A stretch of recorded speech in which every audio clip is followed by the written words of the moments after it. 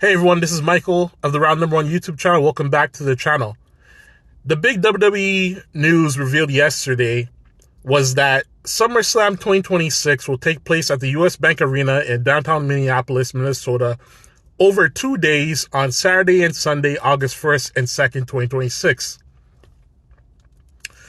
In 2020, New Japan Pro Wrestling held their Wrestle Kingdom 14 pay-per-view event over 2 days. I told all my friends who were into wrestling that it's only a matter of time before WWE makes an event like WrestleMania a 2-day event. WrestleMania 36 eventually became a 2-day event. New Japan eventually moved towards a 3-day Wrestle Kingdom event in 2022. I believe that one day there will be an episode of Monday Night Raw the day after Night 2 of WrestleMania, and it will take place live at the same venue as WrestleMania. You may find that ridiculous, but logistically it could be pulled off because there's no sporting event, concert, or conflict that could prevent the WrestleMania set from being delayed an extra day from being dismantled. WWE's live event staff, WWE talent, and WWE officials are still in the WrestleMania hosted city the next day. And financially speaking, it would be enticing for WWE to create another multi-million-dollar day and break a combined 3-day attendance record. As for the WrestleMania hosted city, having WWE come in to throw weekday and weekend events would be welcomed with open arms due to the major economic boost to its host city. I think the future holds permanent, yearly, weekend premium events for certain premium live events such as WrestleMania and SummerSlam, and probably for an additional international premium event outside of Saudi Arabia. Mark Henry recently commented on former WWE star Velveteen Dream, also known as Patrick Clark. Henry understands why Dream is controversial, but still believes it's time for Clark to receive a second chance and get back in the ring. Personally, I think it's about time Patrick Clark gets some more in-ring action, whether it's in the United States, Mexico, Japan, or elsewhere. The thing I don't get is that many despicable people in pro wrestling get chance after chance to still be in this industry and make a living. Hulk Hogan is still associated with the WWE and Ric Flair is still associated with AEW, even though both have been given second chances despite their controversial actions. I haven't talked about it on this channel, but TNA Wrestling allegedly attempted to rehire Tessa Blanchard this year.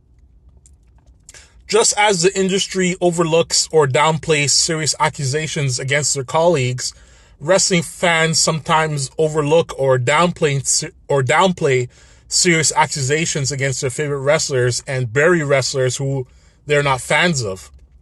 While Clark faced serious accusations, including being called a pedophile and a groomer, he was never convicted of any crimes. Henry believes that it's time for Clark to be given a second chance, as he hasn't been convicted of any crimes and deserves the opportunity to return to wrestling. I believe in second chances for all in most situations, and I think Patrick Clark has been overdue far too long. According to TMZ, Jim Ross, a WWE Hall of Famer and current AEW announcer, age 72, was taken to a nearby hospital on Thursday morning due to experiencing shortness of breath. The wrestling community staple shared the medical scare on social media, mentioning that the trip to the Norman, Oklahoma facility was unexpected, but did not provide further details. Over the years, Ross has dealt with numerous health issues such as an ongoing battle with Bell's palsy, skin cancer, and just months ago, surgery to remove a mass from his hip. First of all, on behalf of myself and the viewers of the Round Number One YouTube channel, we wish all the best for Jim Ross. We're all going to leave this earth one day, but we do want ourselves and our loved ones to stick around for as long as possible. Mr. Ross is one of our loved ones. And why did some of us love Jim Ross? It's because of the hospitality he provided us on Monday nights and pay-per-view Sunday nights throughout his WWE career. Jim Ross was one half of the most important reasons I continued to watch the WWE product, even during the years when most of the fans became exhausted of Vince McMahon's losing his creative touch and never returned to even watch WWE shows. Jim Ross was there along with King Lawler, imparting a sense of enjoyment while watching years of 3-hour long episodes of Raw, which were unmeaningful to watch, but their exchanges left us feeling positive and filled with hope that maybe next week the WWE would be getting back on track to producing an engaging wrestling product that we had seen leading up to the 2000s. So I'll tell you something personal about me and how I'm spending my Saturday this weekend. I had to quit my weekend job last week, so I plan to spend about 9 hours and 25 minutes just listening to the audiobook version of Jim Ross's newest release book named Business is About to Pick Up, 50 Years of Wrestling in 50 Unforgettable Calls. Currently the #1 bestseller in wrestling on Amazon globally, this book is described as a celebration of pro wrestling, past, present, and future, written and narrated by the voice of wrestling himself, who was ringside to call it all. 25 years ago, Owen Hart died, and I was devastated over the matter. I cried and mourned for days. I'm Canadian, by the way, and my hometown was Toronto, Canada. My whole family adored the Hart family. Every television station covered his service. I might be exaggerating in saying this, but for about 2 weeks after Owen's service, WWF programming in Canada would have to pause the in-ring action at some point to remember Owen.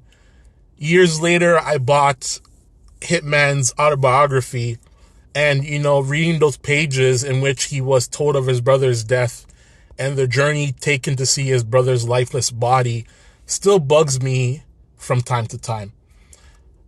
God bless the Hart family. God bless Owen Hart.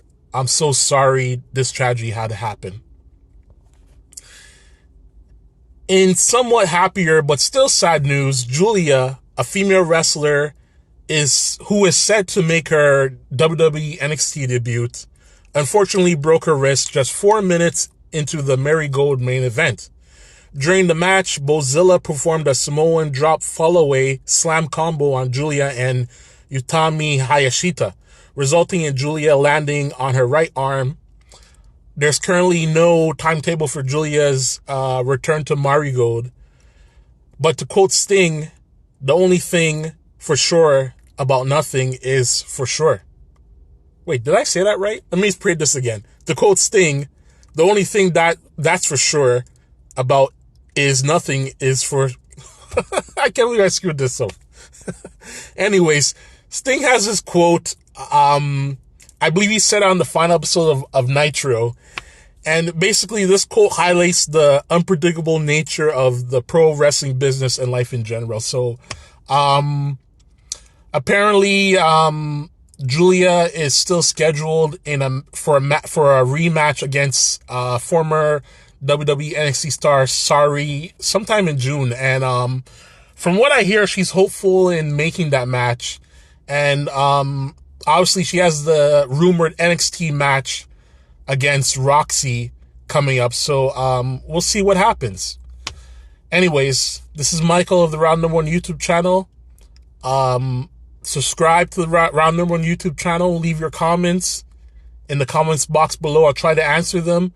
And I'll see you next time right here on the Round Number One YouTube channel. Hope you guys have a great weekend. Catch you later.